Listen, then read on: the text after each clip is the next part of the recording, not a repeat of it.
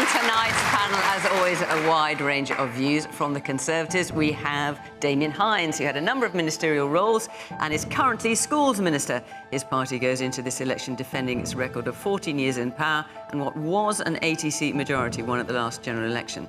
Labour's Wes Streeting is the Shadow Secretary for Health and Social Care and is one of his party's most senior voices. Labour's been ahead in the polls for the last 2 years and hopes this will translate into an election win in July. Nigel Farage is co-founder and honorary president of Reform UK. It used to be the Brexit Party and has a sustained polling average of around 11%. He launched Reform's campaign in Dover this week on the issue of immigration. The Right Reverend Bishop Rose Hudson-Wilkin is the Bishop of Dover. At 18, she moved here from Jamaica. By her early 30s, she was ordained a priest and then became chaplain to the Queen, led prayers at Harry and Meghan's wedding, and last year took part in the coronation. And Piers Morgan is a TV presenter and journalist. Previously, he was editor of the News of the World, followed by a long stint at the Daily Mirror. Early this year, he took his nightly interview-based TV show off Talk TV and onto YouTube.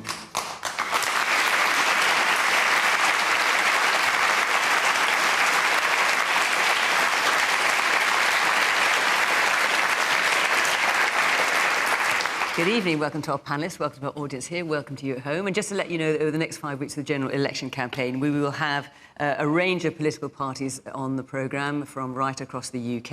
And I just want to say that there are 5 of you on this panel tonight. Sometimes we have 4, sometimes we have 5.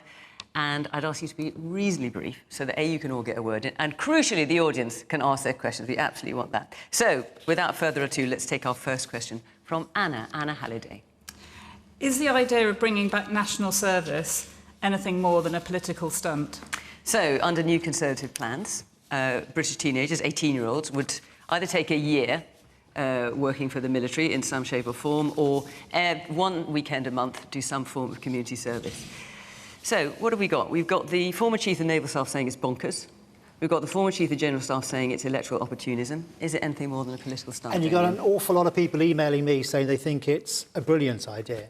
And it's a brilliant idea because it's going to widen opportunities for young people in this country. It's going to introduce them to ways of learning new skills, meeting people from different backgrounds who they otherwise wouldn't come into contact with, help prepare them for the workplace, and overall give us a more cohesive society. And look, it's called national service, but it's a modern form of national service. Yes, there is an element. 30,000 people would get to go on a military placement. That is obviously going to be extremely competitive to get into fields like... But if the military aren't welcoming it, how's that going to go down? To get into fields like cyber and logistics. 30,000 people to do that for a year. And some of those, I'm sure, then will go on to become reservists in some of those key fields in which we need people to be working full-time in industry but be reservists for the army when they are called to do so. And that is something which is a core part of the Army's and the other services strategy. So why? So hang on, Dave. Wait a minute. Why is it then you've got very senior people in the military saying this is just nuts? Well, look, different people. We're about to find out. I think different people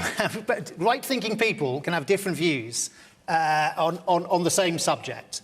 I think this is a very good. It's a very good proposition, and people I've heard from think so too. I think it's really, really important though that you don't just let it hang on the military aspect, because that is the minority. No, I did explain. For most people, most 18-year-olds, it's 1 weekend a month for a course of a year doing volunteering, supporting core services like the RNLI, helping with ambulances, helping with delivering prescriptions, all sorts of things that we might do to help others in our society, and James cleverly suggested develop our skills and character. James cleverly suggested their volunteering might include being an on-call firefighter. I mean, I think the point is that in a lot of services, like in the police, for example, there are already special constables. There are already ways of becoming involved without actually becoming the frontline professional in that field. Clearly. Wes.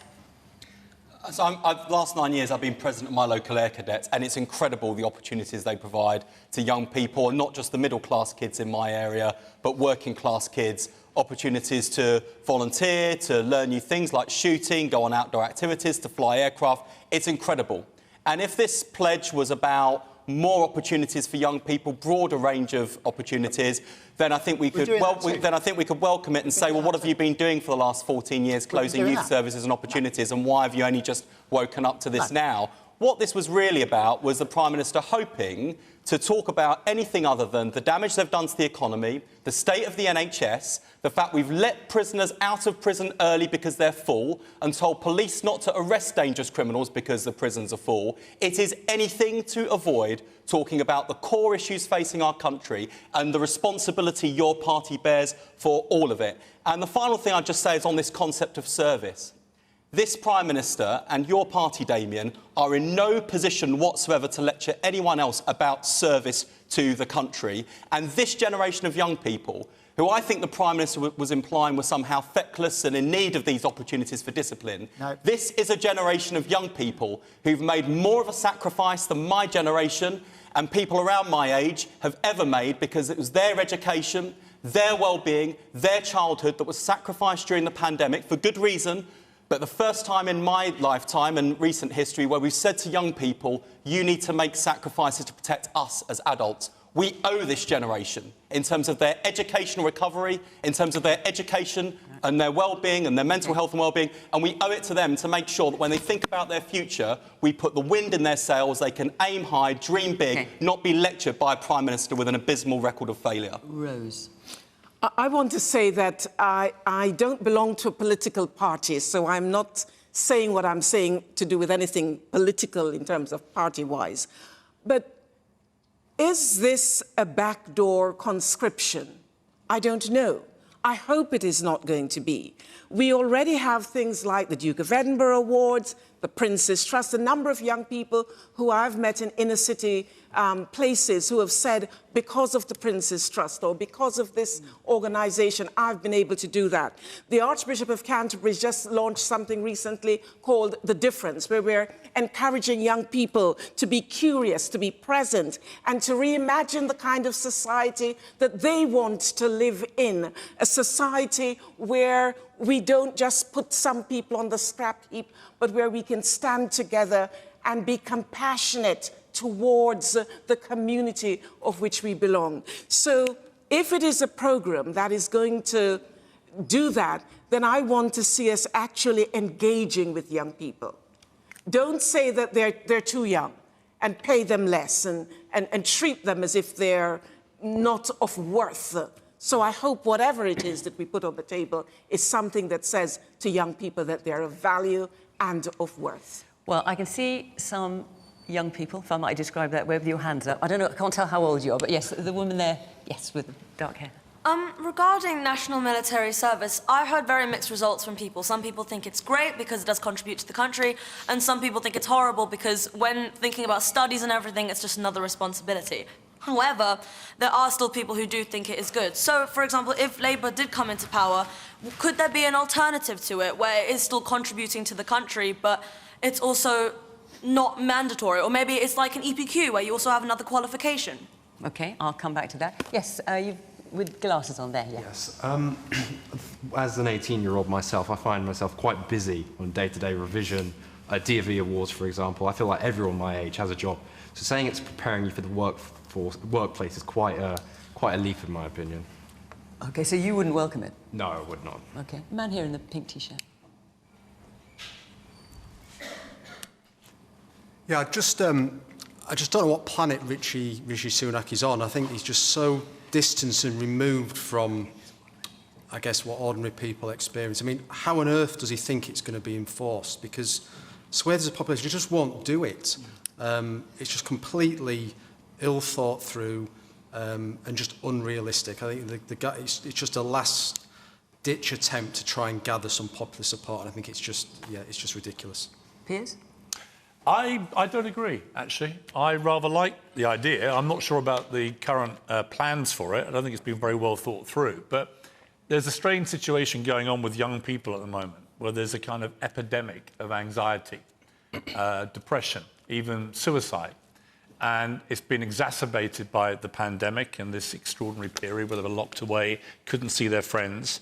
And I think giving them something which gives them a regular sense of purpose, and I'm talking mainly about the vast body of people, the 700,000 or so who would do just community service, I think it would give them a sense of responsibility, a purpose, and a sense of duty. And I think all those things are perfectly good things for young people to learn. Where it's been tried around the world, it's been very successful. People have enjoyed it, and they've come out better people. But what about the nation's service to our 18-year-olds? What about our sense of duty to them and what they've been through? And I'm picking up on what Wes said. This is a generation who lost years, the best years of their life. They were banned from going to parties by people who then had a series of illicit parties themselves. Absolutely. In the heart of government. These are people who now can't afford to rent because it's too expensive. They can't afford to buy a home. They can't afford to buy food. They can't even afford to go to the pub. They face punitive tuition fees for decades if they get to higher education. They probably won't ever earn as much money as their parents. They can't see doctors. They can't see dentists. They can't go to A&E without a 15-hour wait. They can't even go to the sea and have a swim without being covered in sewage. And this is what we've given this generation. So when we talk about national service and them doing their duty to their country, why don't we start with a bit of service to them and showing them a bit of duty to safeguard their future? Nigel. It's not a serious policy. It's focus group, isn't it? Get a group of potential Conservative voters. The chairman says, who supports national service? What a good idea. Jolly good, let's go with it. It's not a serious policy. It would only apply to 1 in 36 young people. 1 in 36 youngsters would get any form of military training. The rest would be asked to do 25 hours in a year of voluntary service, but it's not compulsory. 25 days, I think it is. It's not compulsory, and there are no sanctions. Where I do agree is where a young generation have been damaged, but Piers, both you and you, Wes, you both supported lockdown after lockdown. I think we've all got to acknowledge now that it was a terrible mistake. And also, it couldn't be administered. Sorry, are you saying the entire concept of lockdown was a mistake, or are you saying for young people? Oh, I think the second and third lockdowns were catastrophic, and particularly for the young in this country. Absolutely catastrophic, and even the very young too, in terms of their development. It was, we'll look back on it, as one of the worst historical mistakes of our lifetime. But I do think one thing. When this government came into office, there were 100,000 people in the British Army. It's now 73,000. Recruitment is absolutely terrible. Morale is bad. What we should be encouraging are 30,000 young people not to do training for a year. Let's get 30,000 young people to actually join the army, join it as a profession. Let's start to build our forces back up again. And, you know, a lot of this does, I mean, at the end of the day, many of these things do come down to money. But this government is spending less on defence than the last Labour government was in its last year. Now, there are some promises around from both parties to up defence spending, and I think in the wake of living in a very dangerous world, with the need to give more of our young people skills and training, we're going to have to think seriously about spending more money on defence in the next 5 years. Nigel, since we've got you on, obviously we're having Reform on, as we're having other parties on during the election campaign, and I think it's fair to say you've appeared on virtually every media outlet this week, which has attracted some criticism because you're not actually standing for election. No. So why are then you the person who's fronting the campaign? Don't ask me. I'm asking you. I'm not. Well, you invited me on. I mean, I don't know why you did. Well, but, I mean, we actually asked for Lee Anderson, but anyway, he wasn't going to come on. But anyway, let's put that to one side. But many people are asking, why are you fronting the campaign when you are not standing for election? Well, I had a choice. I mean, I had planned to stand in the election. I'd planned to have a 6-month run at it, but a 6-week run at it, virtually impossible. OK, that's why you're not standing for election. Why are you fronting the campaign? I'm not fronting the campaign. Richard Tice is the leader. He's fronting the campaign. OK, but you've been interviewed by everyone under the sun this week. He led the press conference today. I was there in a supporting role. But am I going to go around the country and challenge what I think are some of the nonsenses? I think this general election campaign is so boring that Lord Lucan is on the front page of a Daily Mail today. All right. Well, you might find it boring, but lots of people here want to ask questions, so let's hear from someone there. But it's the woman there in the purple jacket. Yes. Thank you. Well, I was going to ask a question to Damien, actually, about national service, and isn't it a bit of a gimmick to try and plug the deficit in public services that your party has actually created? But that's been gazumped, actually, by Nigel. So, if I can, be very cheeky and just say to Nigel, is the reason that you're not standing because the last 7 attempts that you did try to stand, you didn't get selected? I'm sure that's not the case, but well, let me tell I'd love to hear your thoughts. No, I stood. Yes, I stood. he's bottled it. Piers, you've never had the bottle to stand. You bottled it, mate. I'm not a politician. You've stood. No one. I'm not a politician. Well, you're not even a TV. You bottled it. But you're now prepared. You're here pretending to represent the party. You're not even prepared to risk that. Stop. Look. Could you please answer the question? Yes, I'd love to know. In the 90s and noughties, I stood for UKIP time and again. We were a pressure group before elections. If we saved a deposit, that was cause for an all-night party.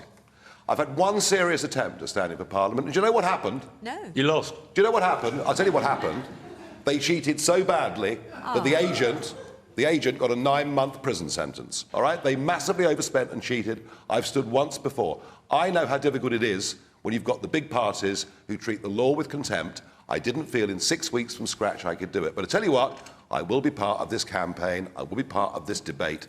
And I do think there are some very serious issues not being discussed. You've had all year. You've had all year to think about this election. I've had a TV show. We all Piers. knew it was coming. No, we all Piers. knew it was coming. Piers. This idea you didn't have enough time Piers, to prepare. I have a nightly TV show. Well, Yours has been shut down, but mine's still going. Oh, my God. OK, let's not go If there. I may point out, Okay. I came off old linear television. You were sacked. Because you're sitting were there sacked. with nobody watching, You're a losing YouTuber. tons of You're money. a YouTuber. OK, Piers and Nigel, much as you want to sort out your kind of TV rivalries, this is not the place to do it. I'm on 'Cause YouTube actually, now. I'm Justin quite. Bieber. What we want to do is hear from the audience. Now, you asked a question back there about what Labour might do and whether Labour might introduce something similar. Wes? So I was just National service. so confounded by that. Look, I think there is absolutely something in making sure that we provide more volunteering opportunities for young people, more positive activities for young people. Myself, Yvette Cooper, Bridget Phillipson have been working together on a programme called Young Futures, aimed at teenagers, to provide those sorts of opportunities, a bit like we did when we were last in government around early years. And so that's the level of ambition that we want, because especially for someone like me from a working class background, I think it's so important that you help young people to get those skills, get those experiences, build that confidence that doesn't just set them up for work, but sets them up for life. All right. And if that was the focus, then I'd be so much more open to it. But I don't think that's what it was. It was a £5 billion unfunded spending gimmick. £71 billion they've clocked up so far of unfunded spending commitments. That's more than Liz Truss's mini budget. It's like they've not learned anything. OK, I'm going to take another question. But before I do, I just wanted to ask you, Damien, because this just happened before we came on air, that another Conservative MP has defected to Labour, Mark Logan. We've not heard a response from the Conservative Party. What is your response to that? That's another MP who's defected to Labour. Well, look, each to their own. I mean, people make their own decisions. It's not a decision I would have made. You know, Mark has to think about whether... It was a bit of a blow, isn't it? I think he was standing down. I think he was standing down anyway. I don't know.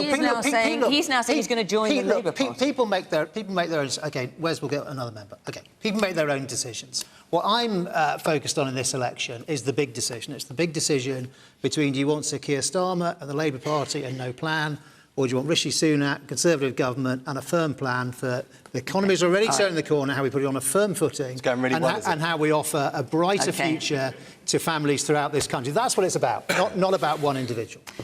Well, it's 3 individuals now, but anyway, OK. So I just want to let you know where we are next week, incidentally. So we will be in Chester in the northwest of England, and the week after that will be in Edinburgh. For Chester, we'll have Plaid Cymru and the Green Party on, as well as Conservatives and Labour, obviously. Now, I just want to say Chester, of course, is just over the border from Wales, so we'd also like to hear from people in Wales as well. So go to the Question Time website, follow the instructions there, and we'd love to see you in the audience. OK, our next question is from Dr. Nihar Maini. Labour claims to reduce NHS waiting lists by extending working hours and asking doctors to work on the weekend. Where will you find the staff? Now, given that I've called you doctor, I assume you're an NHS doctor? Yeah, I'm a junior doctor. So you're at the sharp end. What's your view? Can you find the extra hours? No, to be honest, no. Like, with the amount of hours we do, we work more than 48-hour weeks a lot of the time anyway. I don't know how you'll find staff to cover weekend work, extended hours. Most of the junior doctors are leaving, to be honest. I'm an FY2, so as of next year, I either go into training or do a permanent role somewhere else. A lot of my friends who aren't going into training can't find jobs, or they've applied for training because of the bottleneck. They can't get a job in training. So what are you going to do? Where are you going to find staff? Because most of us are leaving the NHS or leaving the country. Or you're working all the hours God sends already. That's the point you're making. Well, how are you going to do it, Wes? So first bit of reassurance, no doctor or NHS staff member will be compelled to do these evening and weekend shifts. These are 40,000 extra appointments we think we can provide every week through evening and weekend clinics using an approach that's been tried and tested in a number of places, including the hospital I can see out of my office window in Westminster, Guy's and St Thomas's. And what they did, they had a programme that paid staff overtime. Those who wanted to do it could opt in to do it. And they are doing, in one Saturday, more procedures than they would normally do in an entire week. So it's not just additional hours, it's also better ways of working. And my view is that that shouldn't just be available at a few hospitals in big cities. This should be available throughout the country, and that's why we've committed £1.1 billion to do that, alongside doubling the number of CT and MRI scanners, and not just more scanners, but AI-enabled scanners.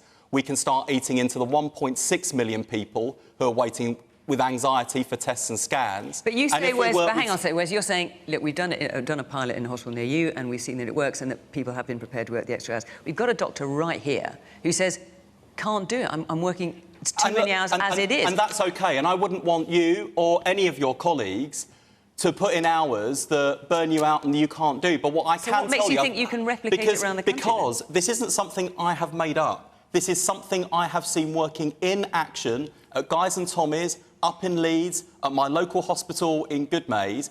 And unlike lots of the hospital visits I do, where people are feeling utterly devastated by the state of the NHS, where clinicians feel totally frustrated and depressed because they can see the state of the conditions they're working in, their patients being served in. The people who are delivering this service are beaming with professional pride because it's an improving service that can cut NHS waiting lists. Did you want to come back in here? At Guy's and St Thomas's it might have worked. One, Guy's and St Thomas's is a massive tertiary hospital that has a lot of the NHS budget and is a lot of staff already. Also, they may have people wanting to do the extra hours, but do you consider that maybe people are doing the extra hours because they're not getting paid enough and they know they need more money, and also that they may not be within the working time directive? Because, I mean, as I'm sure you know, junior doctors, we're going back on strike very soon because of pay restoration. A lot of doctors I know are working outside of what we're actually allowed legally to work within the contract because they need money to put food on the table, to pay their rent, to look after their kids. And I just think that allowing for this to happen is just asking doctors to do that again without having the staff to fill the gaps. What I'd agree with you is we absolutely need to fix the fundamentals of the conditions that junior doctors are working in, actually wider NHS staff. And I'm absolutely appalled by the fact that junior doctors are now being forced out on strike again. And this health secretary has washed her hands saying, oh, we're in the election period now. I no longer have the power to deal with it. Well, what has she been doing since she was appointed? What was her predecessor doing? And it's not just about pay, that's important. It's also about the working conditions, the placements, the rotations, the basic disrespect that junior doctors have been treated with. And you have had plenty of time and plenty of health secretaries to sort this out. In the 2.5 years I've been shadow health secretary, we've had 5 Conservative health secretaries. Okay. Maybe that chaos is part of the problem. The person here from the government. Damien. Thank you. So, no, of course you can't just ask already very hard-working clinical professionals to just work more hours. That isn't going to solve this problem. And everybody knows there is a problem, particularly after COVID, and you will have seen this. The backlogs grew, and they take time to shift.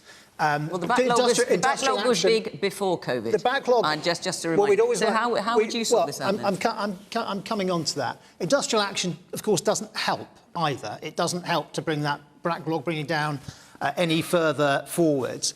We can't just ask people to work more hours, we need more people. And there are more doctors and nurses, a lot more, actually, than there were last time there was a change of government, 45,000 more doctors, 70,000 more nurses, but we're going to need more again. And that's why we've got a long-term workforce plan for the first time to make sure that there are more training places going in for the professionals that we need. But you also need all the things that go with that. So that's why we have the programme of the Community Diagnostic Centre. And actually, I agree with Wes about the role of technology, and AI actually can help on things like speeding up diagnoses and reducing admin. But let's not turn this into a party political thing, because if we were going I bet you don't want to debate the NHS. Rishi certainly doesn't. He's running from it the whole election campaign. He's not even mentioning the NHS. Oh, just hang on, Wes. Because there is a comparison, a direct comparison you can all make within this United Kingdom, because health in England comes under the UK government, healthcare in Wales comes under the Labour government in Wales. And the fact of the matter is that Wales has the longest waiting lists in Britain and is the only administration in Britain to have cut NHS budgets, taking the NHS backwards in Wales. When we were last in government, we did the shortest waiting times and the highest patient satisfaction in history. And we didn't have a UK Hang on. Can I just say one thing? Can I just say one thing? This programme is only going to work if you let each other speak, you don't talk across each other, and we let the audience in. So let's try and do that, Piers. My mother had a heart attack about 6 months ago, and it was obviously a very scary time for her, a very scary time for the family, but it gave me a real insight into the reality of what is going on in our hospitals. Because she was taken down in an ambulance at midnight to the south coast, and she was kept on a trolley in an A&E corridor for 7 hours without really any attention at all. But there were 35 other people out there in this corridor. This is modern-day Britain. It was absolutely shameful. And I got letters after I talked about this with Rishi Sunak in an interview from people who said their relatives had died in that same corridor after waiting 20 hours. So this has been a successive failure by successive governments for many years now. And the reality about the NHS is that when my mother got up to get treated, she got world-class treatment. We still have world-class doctors, world-class nurses, world-class staff. But the system to get into where they are is completely broken. And I think it's straightforward as to why. When the NHS was created back in the late 40s, it was for a population of about 50 million people. We're heading towards a population of 70 million people. People are living at least 10 years longer than they were when the NHS got created.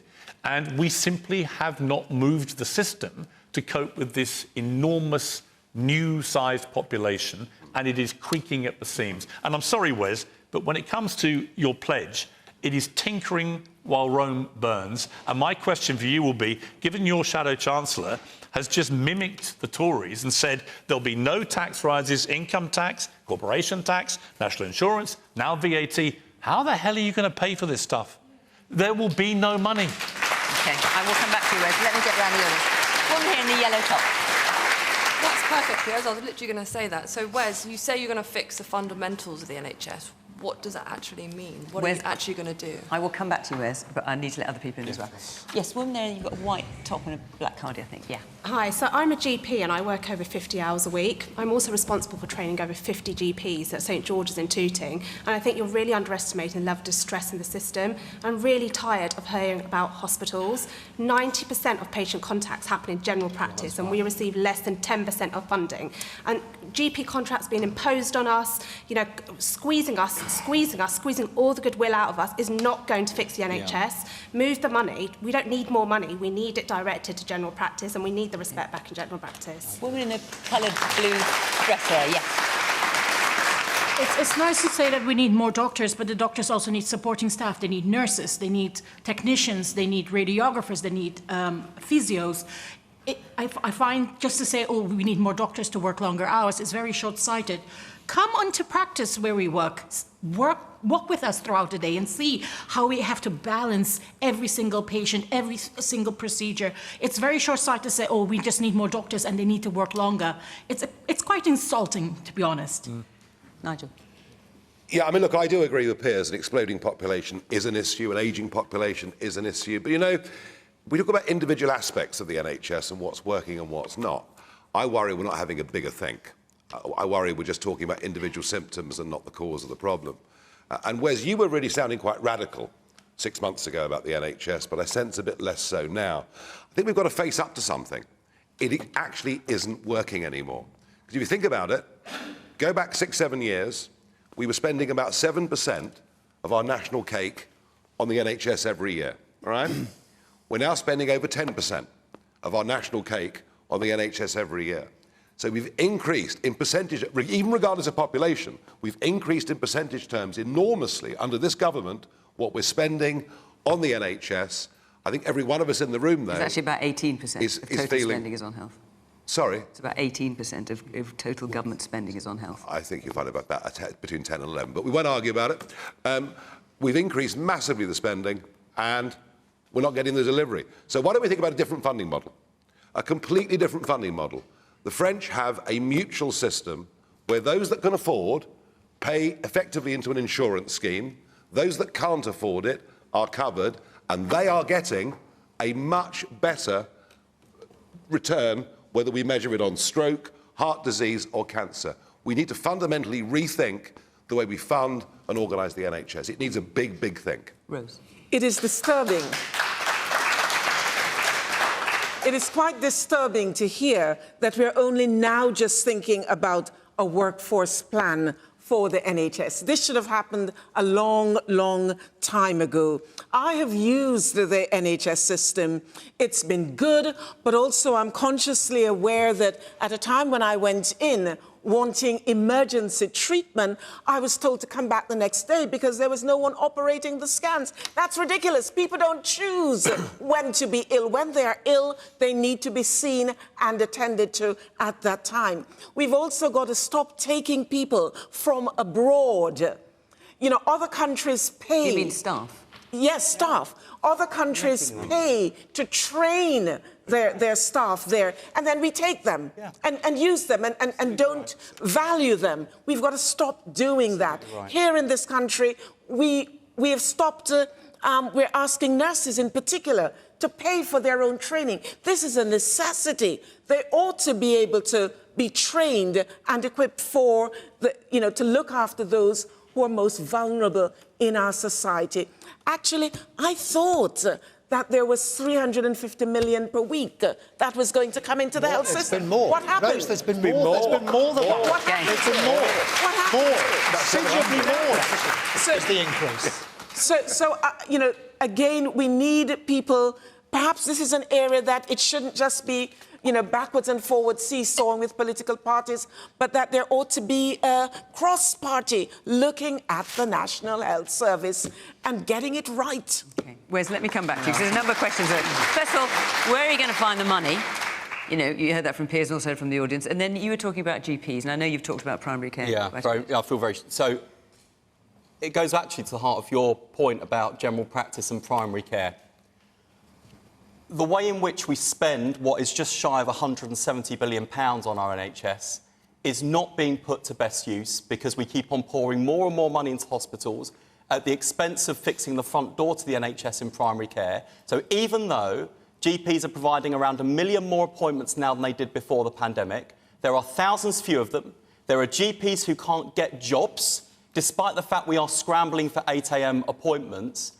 And we end up in an absurd situation where because someone can't get a GP appointment, which would cost the NHS 40 quid, they end up in A&E, which costs 400.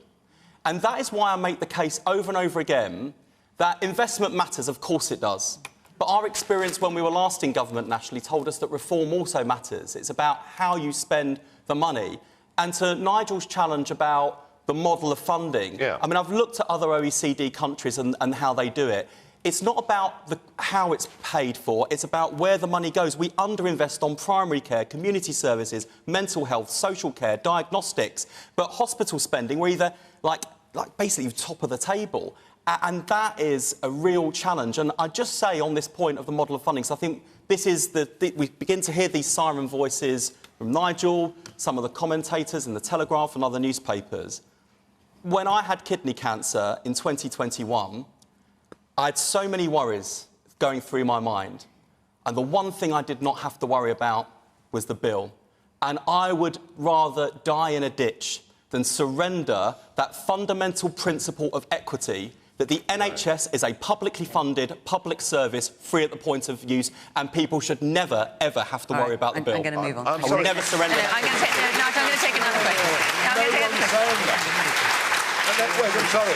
I am not suggesting we change that principle. What I'm suggesting is a more efficient way of spending the money. That's the point. All right. Otherwise, we're pouring in more and more money for less and less return. And All that's right. been happening for years. I'm going to take another question from Tom Pope. Yes. Regardless of the people coming over on small boats, illegal immigration is out of control. What's the solution? Right, so net migration last year was its highest ever. It's come down slightly, 685,000 in 2023. Just for comparison, 2010, it was 252,000. Piers, what's the solution? Why don't we have another referendum about Brexit? Because I seem to remember when 2016 came around that we were told that there was going to be control of our borders and it was going to be economically beneficial to this country. And 8 years later, we have lost complete control of our borders, both legal and illegal immigration. And economically, it seems to have been a willful act of self-harm. And one of the main architects of Brexit is sitting here, who could have run to stand as a member of Parliament in this election, but has chosen not to because he wants to go and help Donald Trump be elected in America. But I would like to ask Nigel Farage, what objection would you have, given that all the polls now say the majority of this country would actually vote the other way if there was another referendum? What objection would you have to just testing that theory and allowing the British people to decide whether they were sold a complete pack of nonsense? What would be lovely, to get back to the question, why did people vote for Brexit? Well, there were lots of reasons. Getting back control of our lives was the main one, our democracy, governing ourselves, of which, sir, borders were the single most important part. You know, we'd gone from the late 1940s until 1997 with net migration of 30 to 40,000 a year over the course of 50 years. Labour opened the door in the most incredible way, and a net 2.7 million people came in during the Labour government. Under the Conservatives, that has just accelerated and continued. What about Brexit, Piers, was it gives us total control over who can come and live in our country. We have no control. Yes, we have. That's the whole point. No, we do have total control, but we have a government that have willfully got us to vote for them in 2019, and I helped them with that by standing aside in the general election, and they have willfully ignored the wishes of the people, betrayed Brexit voters. We now have 1.2 million people a year for the last 2 years settling in our country. I even dispute the numbers being down, Fiona, because they always get revised later. Well, I even dispute the fact that no one here is answering the question. So let's get back to that. Just for a moment, Nigel, I'm going to interrupt you. Use our Brexit powers. That's what we have to do to solve it. Use our Brexit powers. And how would you fill many of those jobs that are being filled at the moment by people who are being invited over? 40-odd% of non-EU arrivals came on work-related visas. We have big business in this country has an addiction to cheap labour. We've driven down wages for working people in this country. We've put in place an idea today to say that for employers, it would be cheaper for them to employ British people than foreign people, to try and encourage them to employ more British people. We've got millions of people of working age in Britain not working. We have to find a way of getting those people to work. But I tell you what, this addiction to cheap labour has actually made us as a country poorer, and it's worth remembering that. It's not working. Rose. Repeat the question, please. The question. Regardless of people coming over in small boats, legal migration is also out of control. What is the solution? This is another area that needs to stop being kicked around like a political football. It's not working. Our universities are very dependent on students coming over. Those students are charged significantly higher rates, and which subsidizes, I think, home students. Those who are coming over for work in significant areas, I hear the point that Mr. Farage has just made. So instead of making this a political football, why don't we yet again sit down and ask questions, create a commission that is going to significantly make a change in this particular area? We talk about legal migration, and we disassociate it from illegal migration. And I know in particular that there are some within this country, some within our political parties, and some even at this table that makes it a big deal. It ought not to be. We're talking about people who are most vulnerable. And those who come legally, I now hear us talking about, oh, they can't bring their family. What are we talking about? They're to stay without their families? So something needs to be done. I visited Calais recently and saw some of those most vulnerable people. I want us to ask questions about why are people leaving their countries? Why are they leaving their countries? Is it war? Is it to do with famine? Is it climate change? Is it, whatever the situation is? And how can we, as an international group, resolve this problem? If we don't address that at its root, people are going to keep moving. The British were economic migrants, and we forget that. When it moved all over the world, saying that it was conquering, they were economic migrants. So I want us to stop playing.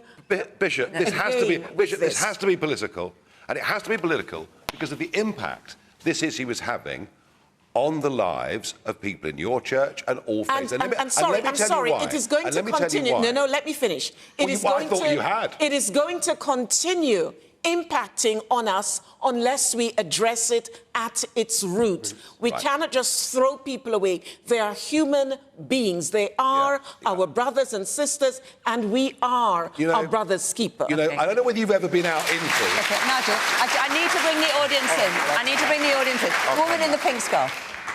Thank you. You're amazing. I work in higher education, and the threat to the graduate visa will absolutely decimate small and specialist organisations. So, as one of the proposed answers to this question, I just wanted to say that we're quaking in our boots in higher education about the threat to the graduate visa, because our international students are the lifeblood of where I work. OK, and the woman there in black top, I think, yeah. If Labour get in, Keir Starmer has stated that he'll take away the charitable status of private schools, and the modelling around that means that about 20% of people will immediately leave the private school system. I'm just wondering where these children will go. OK, we may come to that in a moment, but we'll stay on migration, if you'll forgive me, just for the time being. Yes, there's a man further back. Let's get a microphone to you. There you go. On the Bishop's point of people fleeing, war-torn countries, climate change, I'm absolutely empathetic with that. But when they come to the UK, they're not coming from those countries, they're coming from France. Yeah, which is a safe country. All right. It's a safe country. And Nigel, I've got to let other people... No, I have to let other people on the panel speak. I'm sorry, but that's just the way it works. Wes? So, I think one of the things that's gone wrong with this debate, and it's right at the heart of what I think is wrong with a lot of politics in our country at the moment as well, is recognising an issue like immigration is actually really complicated and it's full of loads of nuance. International students don't just enrich our universities through their fees, they enrich the education because students from this country get to meet with people from a wide range of cultures and backgrounds, and those people often go back to their home countries and build successful lives in commerce, business, trade, diplomacy, politics. Yes, but the Labour leader has said he wants to bring the number of illegal migration down. What's the solution? That's the question. Yeah, I know, but Fiona, frankly, the interruption is part of the challenge because, you can't have a nuanced conversation about this without, but what are you going to do? It's as simple as it's as simple as this, I think, if we're going to boil it down to simplicity then. So, in order to reduce net migration in this country, you have to invest in the skills of your own people. To Rose's point, I made an argument on this on the NHS the other week. I'm proud of the fact it's an international employer. I'm proud of people who've come around the world to build our NHS. I met a student just this week from Nigeria, and I think she's going to have a great career in the NHS. But we have become over-reliant on workers from overseas in our health and social care system. We cap university medical school places, so we turn away thousands of students from our own country with straight A's, and we do not give opportunities for people in our own country to get careers in medicine and health and care to the extent that we should. And when I said that the other week, instantly my inbox was full of people saying, I can't believe you're using divisive anti-migrant rhetoric about the NHS. And this is part of the challenge. Two things can be true simultaneously. It's great that we have an international NHS workforce. We are over-reliant on that international workforce. There are risks. We're recruiting from red list countries that have severe shortages. I agree with Rose, that is immoral. It is unethical to turn away straight A students in our own country. That is unfair. And when you've got a global shortage of healthcare workers, it's also short-sighted. You can't be sure that talent pool will be there in the long term. So on that point alone, I can help Yvette Cooper, if she's Home Secretary, reduce levels of net migration. On Rwanda, this is exactly where this race to the bottom gets us. Millions of pounds wasted on a scheme where not a single flight is taken off, and Rishi Sunak hasn't even got the decency to give him the £1,000 that is owed to Piers Morgan for the bet. And I'd rather put that into a secure border command using counter-terrorism powers to smash the criminal gangs, because that's serious policy. The question is about legal. The question is about legal migration. Yeah. Tom's saying it's out of control. So the question is about legal migration. I hope we also will have a chance to come back to talk about those points that Wes just made. What, the £1,000 that the Prime Minister owes Piers? But this is... Why isn't he paying it out of interest? This question was... Just hang on. This question... He's got it. He's definitely got it. Still is the question the original member of the studio He's richer than the king. asks, which was about legal... Was about legal He's basically migration. saying legal migration is out of control. Given that there were record numbers last year, and there will always do you disagree with that?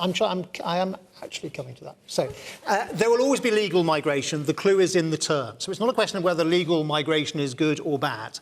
And we always want to welcome the brightest and the best who contribute to our economy. And we also, in a wider sense, we've always welcomed people and the way they contribute to the cultural life of the nation and to our society, but the numbers are too high, and that is the point for things like our public services, also for housing, and really at the heart of issues around housing is questions around supply and demand. So it has to be done in a managed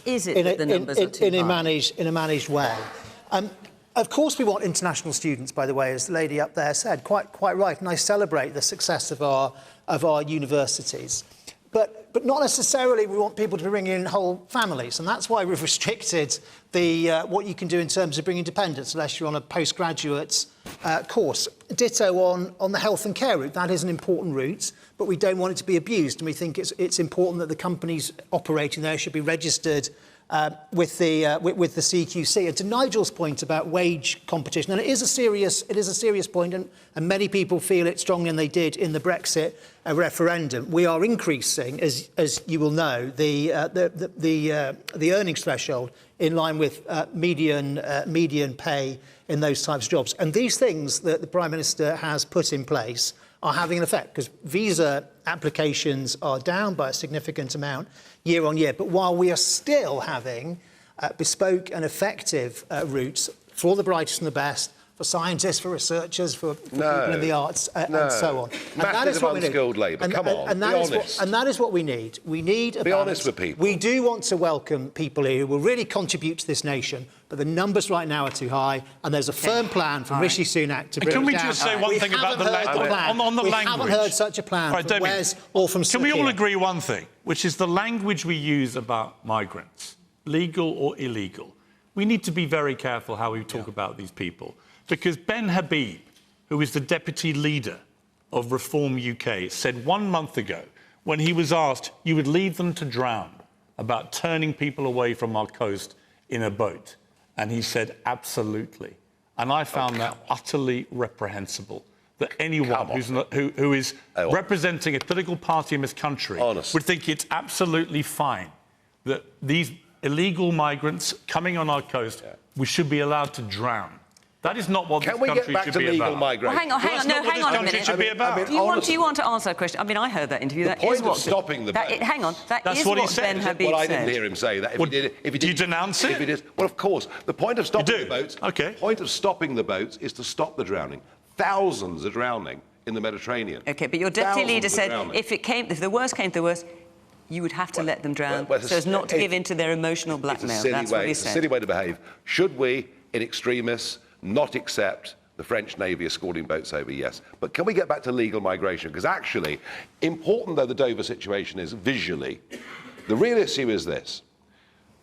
Because of the numbers that came in under Labour, because of the growing sense of frustration in this country, of the effect it has on the lives and the quality of life of ordinary people, you guys promised us in the 2010 manifesto, 2015 manifesto, 2017 manifesto, that net migration will be tens of thousands a year, right? In 2019, you won a massive majority from people who wanted lower numbers.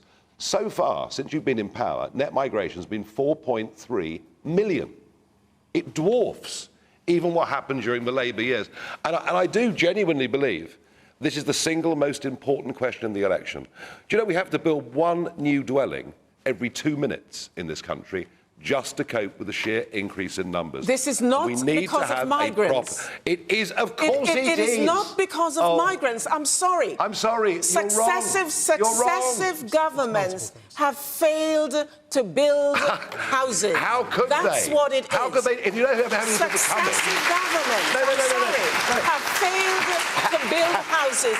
And what we do How can you do it? Hang on, let her speak, Nigel. Let's blame the immigrants. Stop it. Ludicrous. Ludicrous.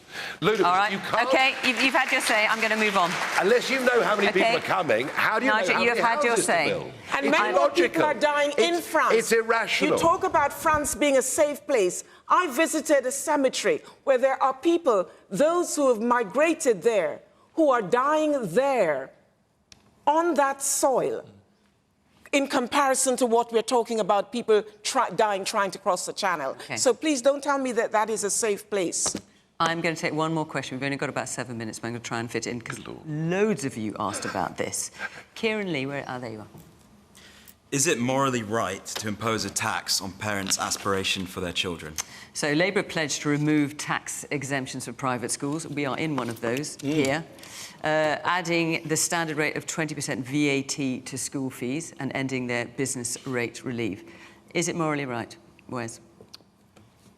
Yeah, there are difficult choices to be made, and there isn't a great deal of money going around in the country. And since the Conservatives came to power, we've seen opportunities for young people narrow. We've seen school buildings literally falling in. We see the Prime Minister talking about maths to 18, perfectly reasonable thing to ask for. We can't even guarantee qualified maths teachers to teach kids to 16. And I know there's lots of opposition from independent schools who are now pleading poverty and saying that people are priced out. So I took the liberty of looking at this school's fees and how they've changed since 2020. They've gone up from £8,717 per term to £10,303 per term, an increase of 18%.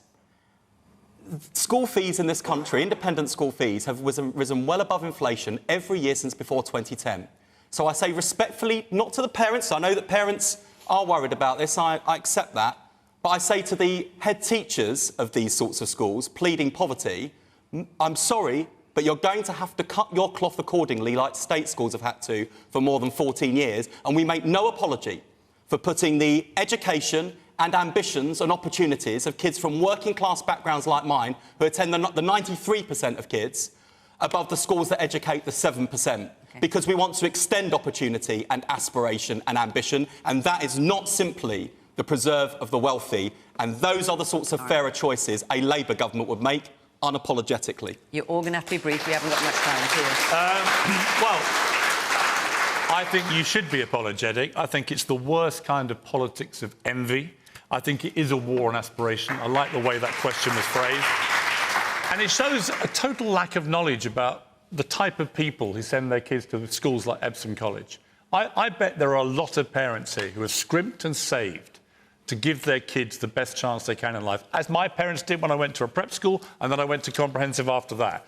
And if you believe even half of the figures that have been projected as the impact of this, then what's going to happen is a lot of independent schools, not the big ones, who are going to be fine. It's not about the Eton colleges of the world. It's the smaller independent schools. They're going to go bust, and then hundreds of kids are going to need to go into the state school system, right? And that is going to swamp our system. They tried this in Greece in 2015. 23% VAT they put on independent schools. And exactly what is being feared now happened. Independent schools went under, teachers left or got fired because there was no work, and the state system got swamped, and they reversed it. This is a politics of envy and Labour at its worst. Damien. Ironically, I think this might be Labour exercising some Brexit freedoms, because I think if we were still in the European Union, this probably wouldn't be possible. Across the world, it is a norm that you do not tax education. It would only possibly raise a small amount of money. You cannot know what the effect would be in terms of putting extra strain on the public sector schools, and it won't do the great sort of brilliant thing that you want to do symbolically to Eton and Winchester and Rugby. They will thrive. They'll survive as ever. But it will hit hard-working families. And I'm glad Wes raised the wider state sector, because we are also focused on the 93% of kids first and foremost. And the success story in education in this country is something of which we can all be very proud, with most schools now academies. The number of schools rated good or outstanding up from 68% when Labour were in government to 90% today. Going up the international league tables at secondary rather than down, as when they were in government, and our primary school readers now the best in the Western world. And that is something of which we can be proud, and our teachers have done the most amazing job. Rose, we've only got 2 minutes, and I've got Nigel in this one. Successive governments, if we're really serious about attending to this 93%, really needs to be asking questions about how can we resource all our schools so that all our schools are good, all our schools can have small sizes, all our teachers can be brilliant, because that's what we need. When we have all our schools equally brilliant, then people won't need to be stressing out to try and find a private school here, there and everywhere, but will go to their local schools. Nigel. It's not morally right to take away choice from parents and to take away the opportunity from some young people, the best possible education available to them. Actually, what I would do if I was Labour, I'd introduce more scholarships for people from working class backgrounds to go to some of these elite schools. I was at Dulwich College, 50% of my year were paid for by local authorities. People who were living, below the level. And you know who got a bursary? You know who got a bursary? And you know who went what? to a school near here? Do you know Reigate Grammar. Keir Starmer. Keir Starmer did. Keir Starmer. He did. No, he and did. they're saying now that as a result of this policy, and guess who took these away? bursaries and scholarships will have to stop. But Keir Starmer took away? They don't both at the same time. Guess who took away the opportunity for those kids to go to my 400-year-old school? The Labour government in the 1970s. And we see this again and again and again. Labour seem to love to destroy things that are successful and work well. This will be a huge mistake if they do it. I hope they change their minds. I really do. Wes, I'm sure you want to come in. I'm afraid our time is up, but you've made your point. Thank you to the panel. We've got 5 more weeks of this, so don't God. worry. Thank you to the audience. I know loads of you wanted to hear about this, and loads of you had your hands up, so I'm really sorry I haven't come to you. That is it. Our hour is up, and yes, as you say, we've got 5 more weeks of this. It's going to be great. Thank you very much for watching from our panel, from our audience.